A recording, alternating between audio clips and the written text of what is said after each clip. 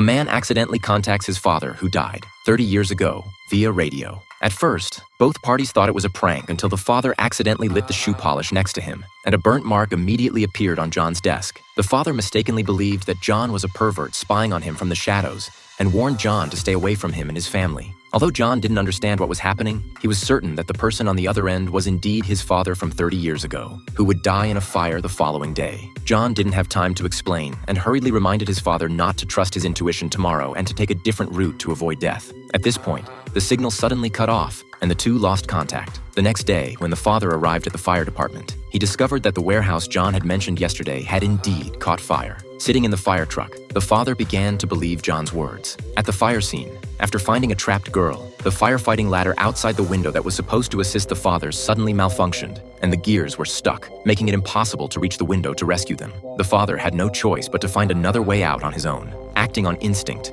the father chose the path with smaller flames, but as soon as he entered, he remembered John's warning. The father decisively changed his mind, turned back, and took the other route with larger flames. He slid down the pipe from the top floor while holding the girl and successfully escaped by falling into the river. John, who was originally commemorating his father's death anniversary, suddenly had a flood of new memories rushing into his mind. Confused by the situation, John hurriedly sought confirmation from his friends about the cause of his father's death. From his friends, he learned that his father had not died in the fire but from lung cancer 10 years ago. John was utterly surprised that he had actually changed history. John immediately returned home and turned on the radio to persuade his father to quit smoking. But his father said that he had been smoking for more than a decade and that it wasn't easy to quit. After bidding each other goodnight, the father excitedly ran to the hospital to visit his wife, who was working the night shift. It was this very action that led the wife to accidentally discover a colleague who had injected the wrong medication into a patient. The wife stepped forward in time to stop her colleague, thus saving the patient's life. However, this inadvertently changed history and put the wife in danger. That night, John had a nightmare in which he attended a funeral. When he woke up,